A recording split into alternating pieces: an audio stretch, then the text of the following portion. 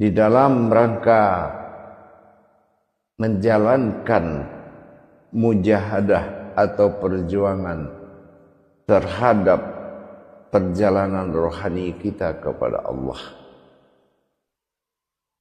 Kita menemui beberapa hal yang sangat rawan di dalam mengamalkan. Pertama, kita mengalami suatu gejolak yang disebut dengan pandangan. Ini menjadi tolak ukur perjuangan rohani dalam rangka mendirikan pandangan. Yang kedua, sering kita temui dalam perjuangan ma'rifatullah, yaitu tentang rasa. Ini juga harus dipahami dan dijaga, betul-betul menjadi salah satu ketakwaan di dalam kita menjalankan kerohanian dalam bertauhid kepada Allah. Nah, yang ketiga yaitu makom atau kodratnya. Ini wujudnya seperti apa? Kalau yang tiga perkara ini kita tidak bisa bertakwa kepada tiga kodrat tersebut, yang bersifat pandangan, yang bersifat rasa, yang bersifat wujud atau kodrat.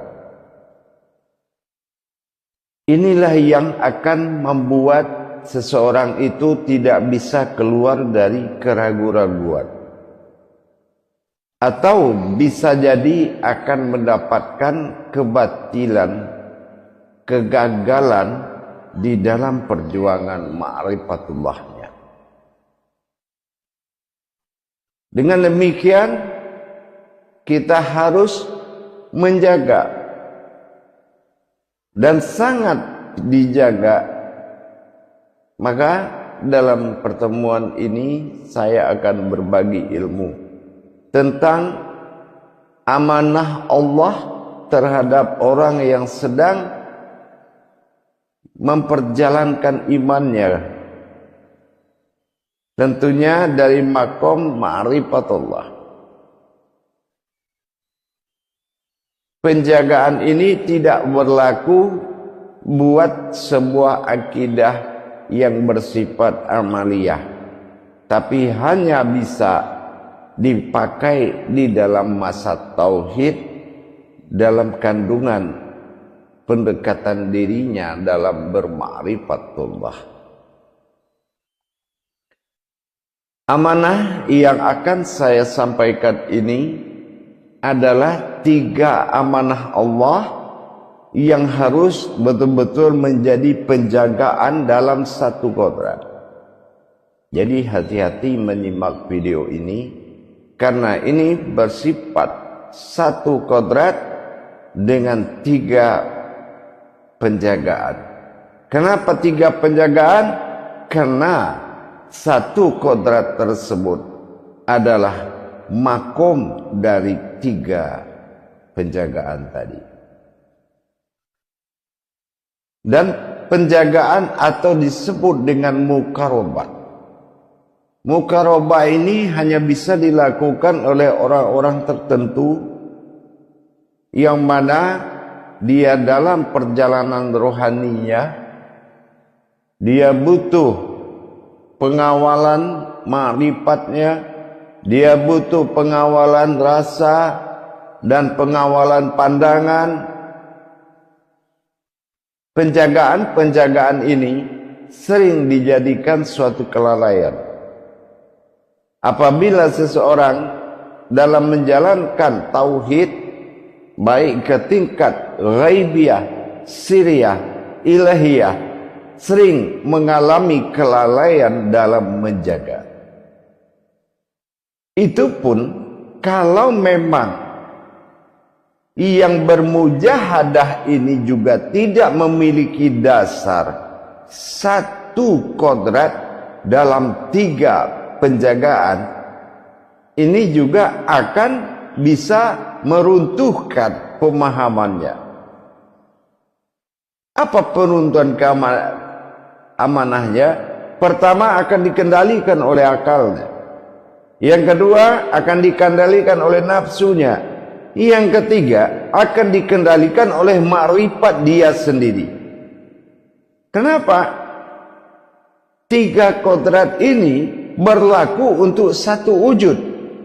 Berarti yang memahami adalah orang yang sudah tingkat pemahaman tauhidnya sudah tingkat tinggi. Artinya dia sudah terputus hubungan keimanan dan masuk ke dalam hubungan ilmu. Ma'rifatullah ini adalah awal. Ya. Kalau ini tidak dilaksanakan penjagaan-penjagaan oleh pandangan, oleh rasa, dan oleh kodrat, ini membuat seseorang ini akan bisa menuju alam sombong, alam takhabur. Maka harus disiapkan ilmu mukarobahnya, ilmu penjagaan. Apa yang dijaga dalam satu kodrat tersebut? Ada 3 makom. Yang pertama, kata Allah, marhala fil muqarabatun fis sirri. Beramallah kamu dengan menjaga fis sirri, yaitu batin rahasiaku. Itu pun ditujukan kepada alam jasmani yang berhakikat di dalam jasmani. Yang kedua, ya tentunya yang pertama tadi kita harus mengenal dulu bagaimana kita dalam pencarian menimbulkan alam rahasia pada wujud yang terlihat. Kalau kita belum memahami, belum bisa mendapatkan wasilah jalan melihat rahasia itu berwujud jasmani, ini juga belum bisa berlaku ke seseorang yang mengamalkan.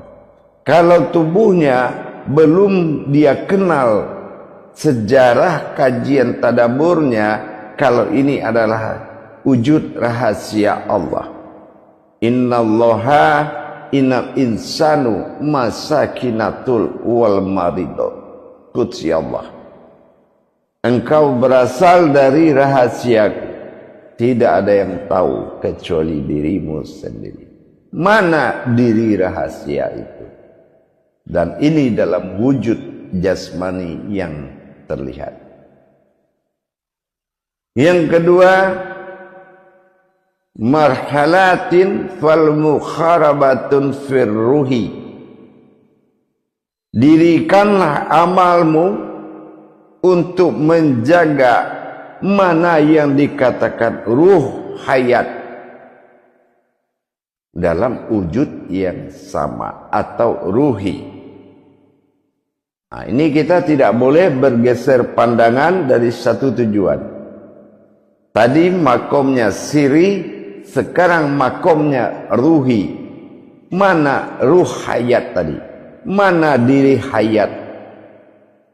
Bagaimana kita melihat diri hayat dari wujud diri rahasia dalam satu penampakan?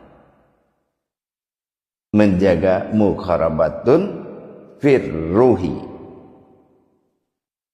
Yang ketiga, kata Allah, marhalatun fil muqarabatun fil kholbi.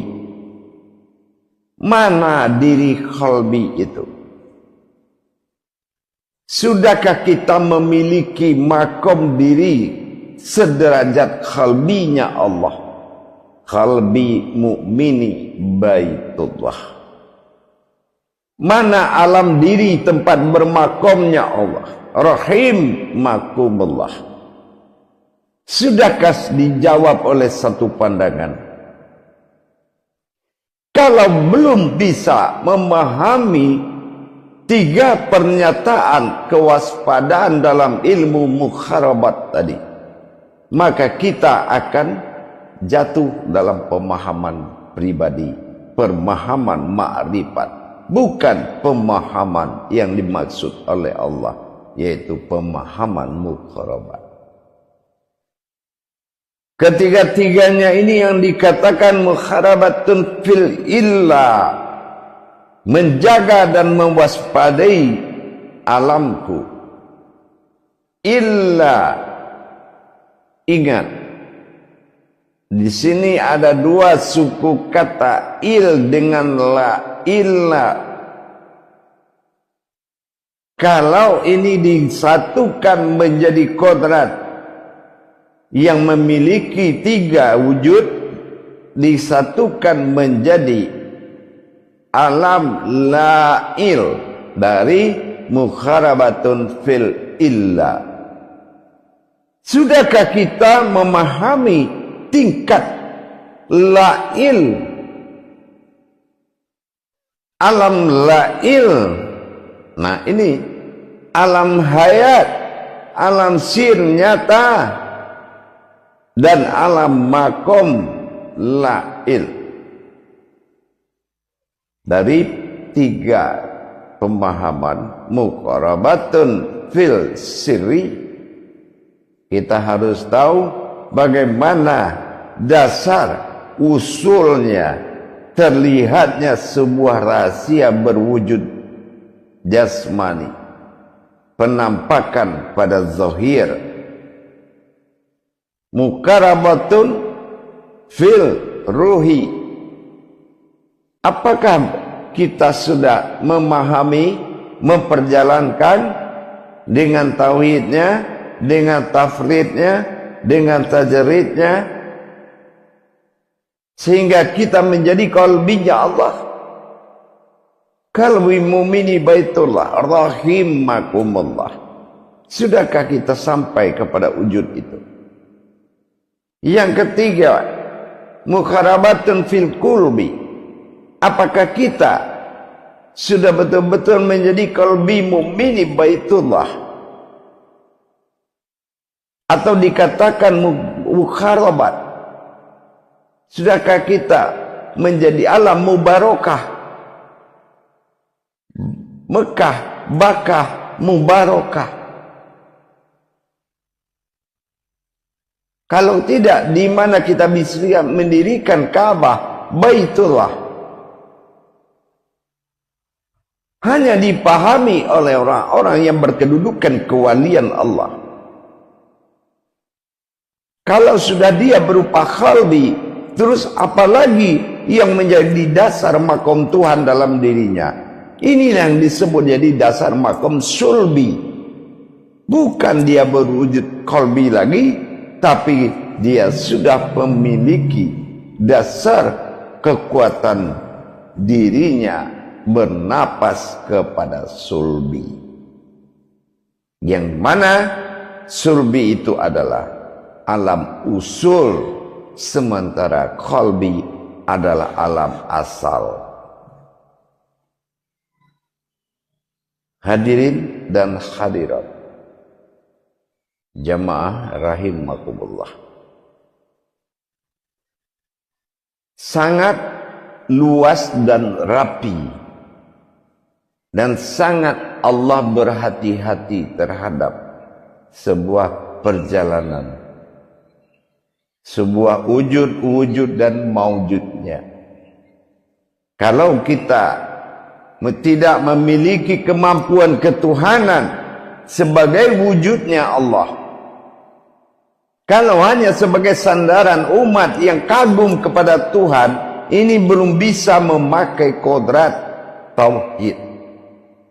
Kekaguman seseorang terhadap Tuhan, yang kagum tidak tahu dengan dirinya, yang dia kagumi dia tidak kenal, ini masih kategori amaliyah, yaitu perbuatan baik. Itu pun masih dianggap perbuatan baik, meskipun kebenarannya tidak paham atau belum mengerti. Jadi dengan adanya kita sudah bisa memenuhi tingkat mukarabah tadi. Tentu dengan kita telah memiliki dasar kodrat, 3 kodrat dalam satu wujud. Fisirinya masih dalam wujud yang sama. Firuhinya adalah wujud yang sama. Dan fil qalbinya dalam wujud yang sama. Kalau belum bisa menyatukan makom-makom yang sangat dimuliakan ini, berarti kita belum bisa mendapatkan hak mukarabah. Fisirinya berumul kepada hayat. Fil qalbinya berumul kepada fisirinya. Dan firuhinya adalah berumul kepada fisiri dan fi qalbi. Ini tidak bisa dipisahkan. Dengan demikian kita harus meningkatkan pemahaman kita. Jangan kita bisa mengenal tapi tidak bisa paham dan menjaganya. Perbuatan yang 3 kodrat terhadap satu wujud inilah yang membuat seseorang bertakwa 24 jam terhadap kodratnya Tuhan Allah Subhanahu wa ta'ala. Ini yang dikatakan penjagaan atau dikatakan dengan mukarabah.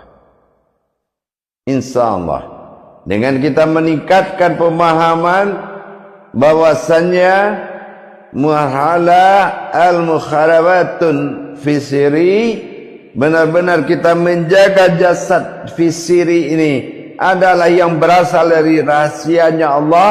Tidak ada yang tahu kecuali dirimu.